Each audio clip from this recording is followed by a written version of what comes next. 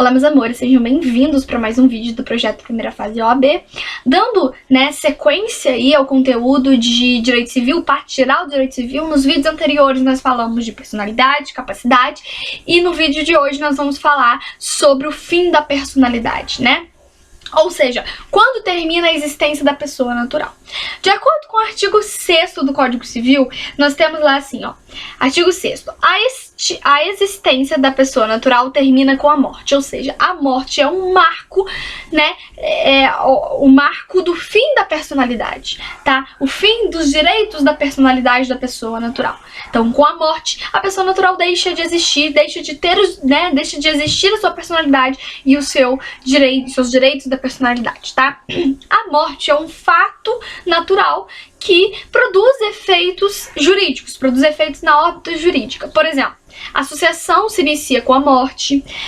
Com a morte nós temos a extinção do casamento, nós temos a extinção do poder familiar, nós temos a extinção da obrigação de pagar alimentos, nós temos a extinção do contrato de prestação de serviço, nós temos também a extinção, por exemplo, do contrato de mandato. Então, é um fato normal, um fato natural, né?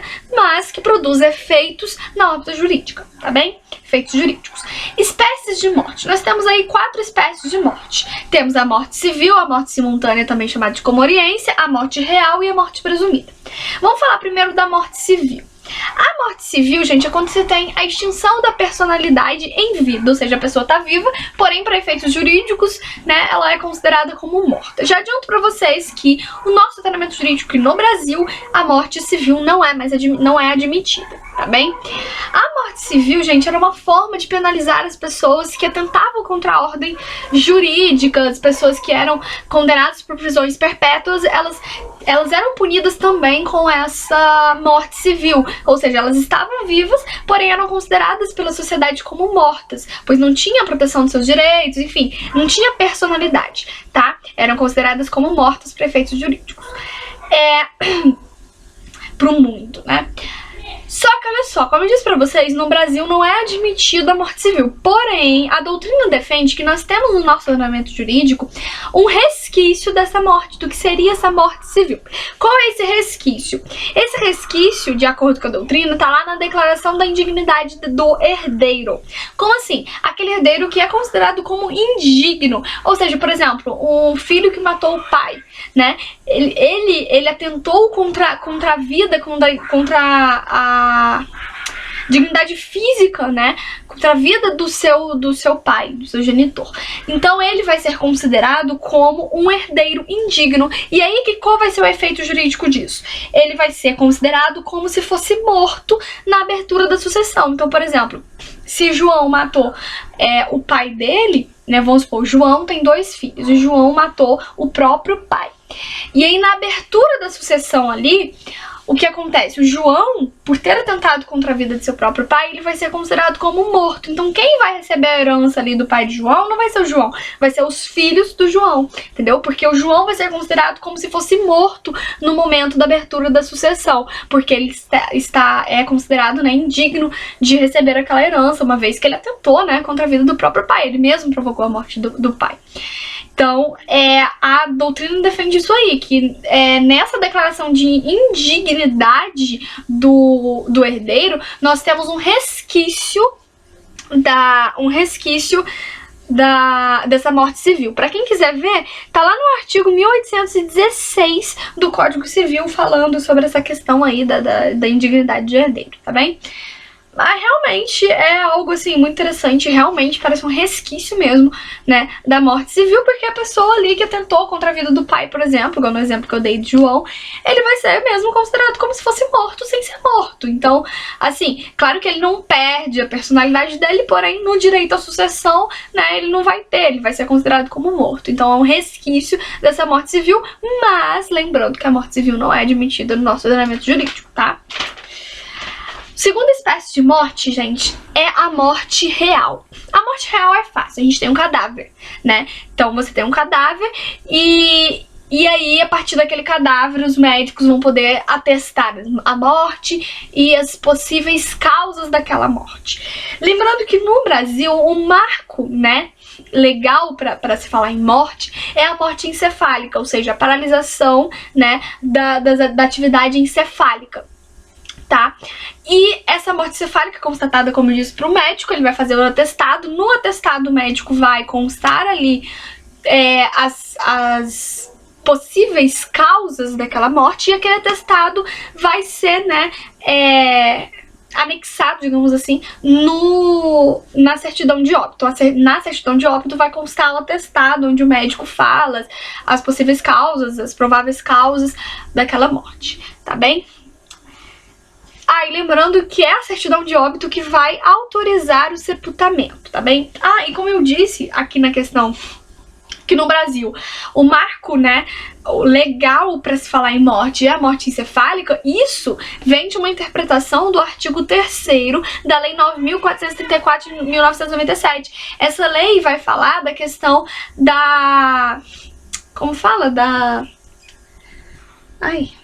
Do transplante de órgãos, né? Vai falar assim, ó.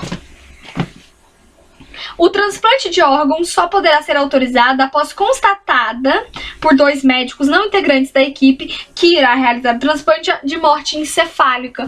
Ou seja, né, o marco legal aí para se falar em morte é a morte encefálica, é a paralisação da atividade cerebral. Tá bem? Gente, a terceira espécie que nós temos aí de morte é a morte simultânea, ou também chamada de comoriência. Morte simultânea chamada de comoriência, o que é isso? É quando nós temos 2 ou mais pessoas que morreram na mesma ocasião, ou seja, no mesmo momento, e você não consegue aferir quem morreu primeiro, ou, né, quem morreu primeiro um que o outro, enfim. Você não consegue fazer essa distinção do tempo da morte, tá? Seja porque, sei lá, não tem mais como fazer a perícia, enfim. Você não consegue constatar quem morreu primeiro.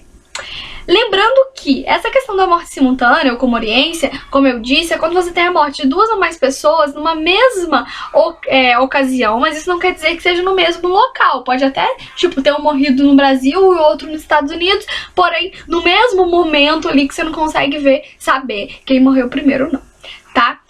E aí, o que acontece, gente? Qual que é... Aí você fala, mas qual é a relevância disso? A relevância da comoriência, gente, está na sucessão. Quando as pessoas ali, os mortos ali, né, os falecidos ali envolvidos, forem um herdeiro do outro, né, se tratando de sucessão, há uma relevância em saber quem morreu primeiro, né?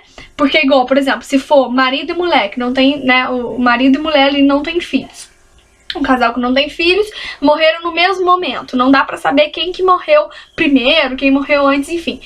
O que vai acontecer? Nenhum vai herdar do outro. A mulher não vai herdar do homem, o homem não vai herdar da mulher. Então ela vai passar só o que é dela pros herdeiros dela e ele vai passar só o que é dele pros herdeiros dele. Entendeu? Agora, se eu tenho um casal, não tem filhos, marido e mulher, morreram ali no acidente de carro, por exemplo, e através da perícia conseguiu constatar que ela morreu, que a mulher morreu primeiro. O que vai acontecer? Como ela morreu primeiro, né, ele vai herdar tudo que era dela, então ele vai passar para os herdeiros dele o que é dele e dela, entendeu? Então essa é a relevância da comoriência, porque quando a gente fala de comoriência, quando, né, se tratando de sucessão, se não tem como distinguir quem morreu primeiro, ninguém vai herdar de ninguém ali, então eles só vão passar para os herdeiros dele o que eram deles mesmo, tá? Essa é a relevância.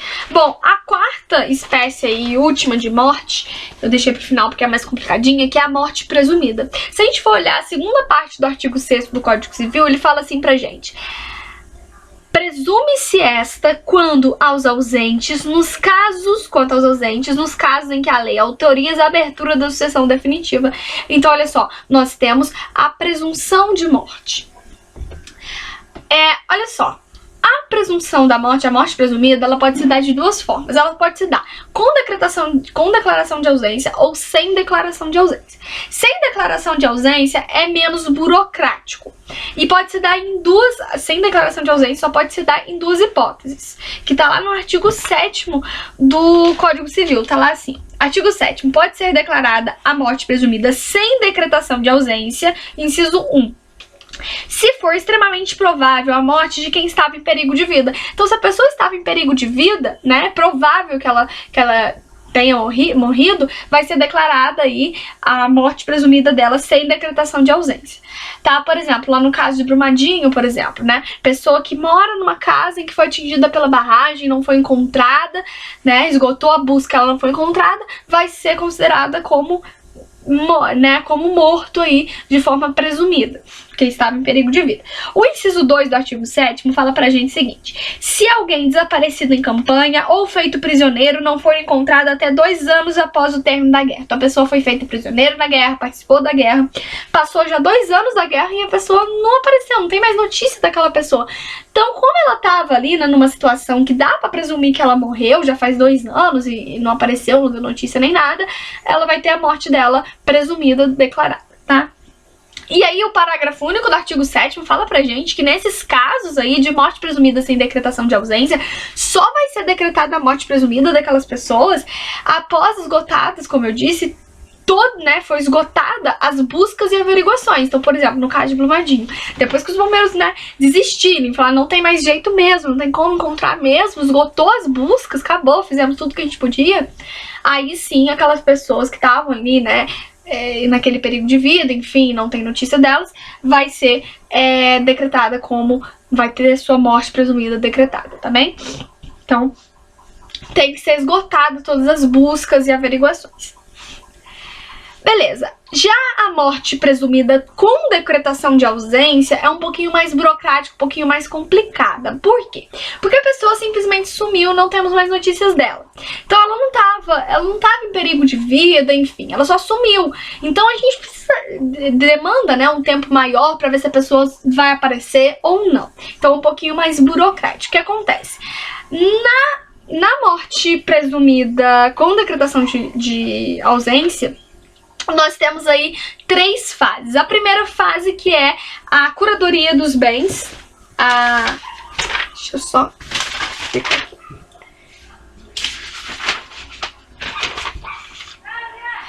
Curadoria ou arrecadação dos bens. Enfim, é a primeira fase.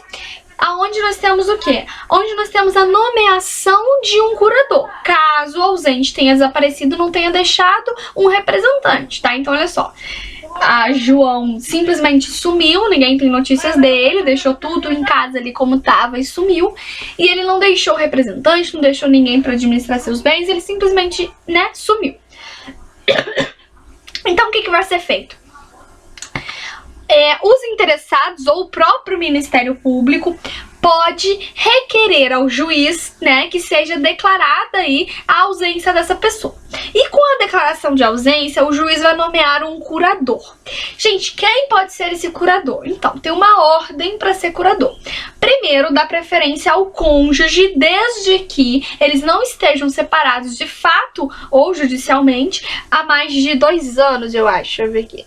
Por mais de 2 anos antes da ausência antes da declaração da ausência. Se não tiver cônjuge ou já tiver separado há muito tempo, aí nós vamos para a segunda, né, pessoa ali, que seriam os ascendentes, os pais daquele ausente. Se não tiver os pais, aí a gente vai para os descendentes, né, para os filhos, tá? Essa é a primeira fase, onde o juiz vai nomear um curador, tá bem? Para administrar mesmo os bens ali, tá? Ó, lembrando que o ausente, gente, ele não é considerado incapaz, tá? O juiz não vai nomear um curador pro ausente porque ele é incapaz. Não, vai nomear um curador pro ausente para administrar os bens do ausente. Para se caso o ausente aparecer, né, ele tem ali os seus bens em um bom estado, enfim. Então, é só para a questão mesmo de administrar os bens. Beleza, a segunda fase é o que a gente chama de sucessão provisória. Gente, o que acontece? Você teve a primeira fase ali da curadoria dos bens, onde o juiz nomeou um curador para administrar aqueles bens do ausente. Depois que o juiz nomeou um curador, nós temos aí um prazo de 1 ano após essa nomeação. Depois de 1 ano em que o curador foi nomeado, tá? Os interessados, né, os herdeiros ali, o cônjuge, os pais ou os filhos do ausente podem, né, ingressar aí com a sucessão provisória. Aí vocês falam assim, beleza, 1 ano depois que foi nomeado curador, mas e se o ausente deixou o representante? Se o ausente deixou um representante, ou seja, deixou alguém ali, né, com poderes suficientes para administrar os seus bens, nesse caso a gente vai ter que esperar o prazo de 3 anos. Depois de 3 anos, o mandato meio que caduca, tá? E aí os herdeiros ali, os interessados, podem estar, né, dando prosseguimento aí à abertura da sucessão provisória. O que acontece na abertura da sucessão provisória? Os herdeiros não vão receber a propriedade dos bens. Eles vão receber apenas a posse daqueles bens, tá bem? Só a posse. Lembrando que os herdeiros, se não for ascendente, descendente ou cônjuge, se for outro tipo de herdeiro, vai ter que dar garantia, tá? Para abrir a sucessão provisória aí, para ter a posse dos bens, tá? Ou seja, vai ter que dar uma garantia, né, que seja equivalente, né, ao valor ali daqueles bens do ausente, daquela herança ali, tá bem? Os ascendentes, descendentes e cônjuge que suceder de forma provisória aí nessa segunda fase, eles vão ter direito a todos os frutos e rendimentos dos bens do ausente, tá? Se for outro tipo de herdeiro que não seja ascendente, descendente ou cônjuge, vai ter que capitalizar metade desses rendimentos, metade desses frutos, né? Capitalizar metade pro ausente, tá? Olha só, depois que nós tivemos aí a sucessão provisória, nós temos um prazo de 10 anos, tá? Depois de 10 anos da sentença aí que decretou a sucessão provisória, depois de 10 anos do trânsito em julgado da sentença que decretou a sucessão provisória, nós vamos ter, né, a terceira fase, que é a fase de sucessão definitiva, que é quando que é quando o ausente é considerado presumidamente morto, que tá lá no artigo 6º, né, ó. Nos casos em que a lei autoriza a abertura de sucessão definitiva. Então, quando é aberta a sucessão definitiva daquele ausente, ele vai ser considerado como morto, tá bem?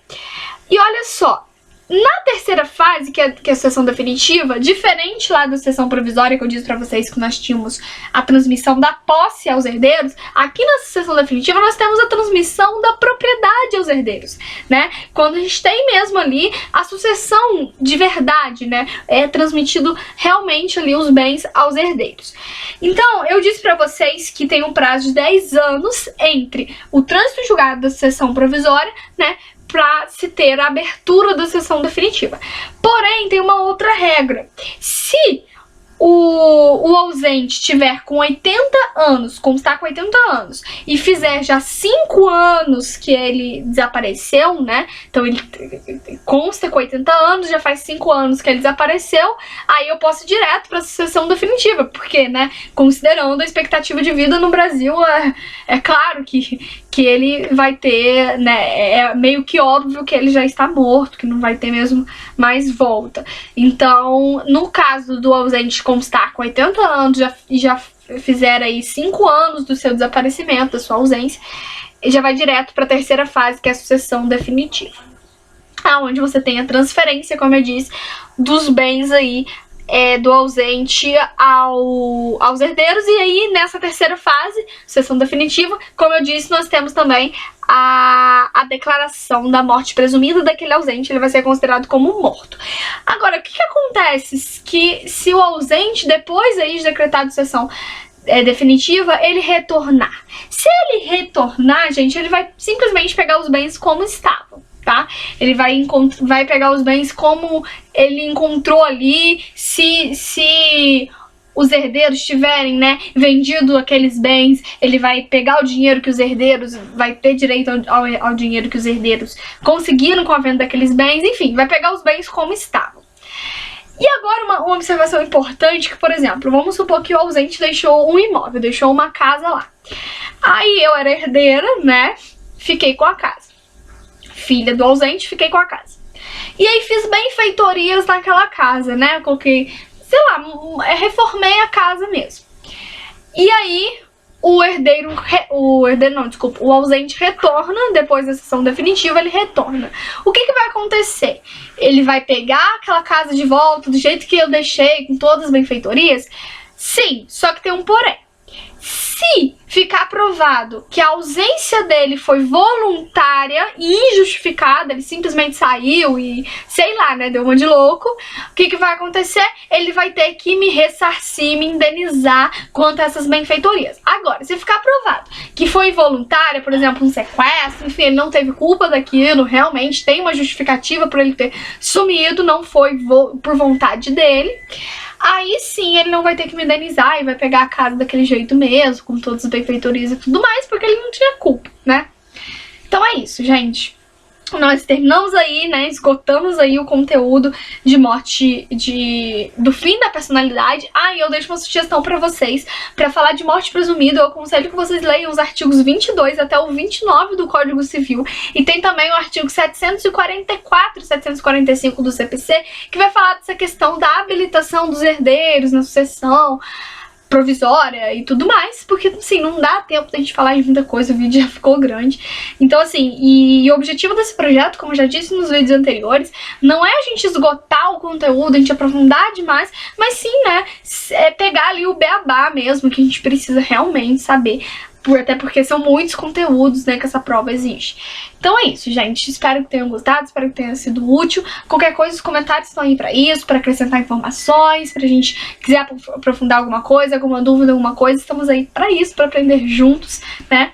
E é isso aí. Então, um beijo e até o próximo vídeo.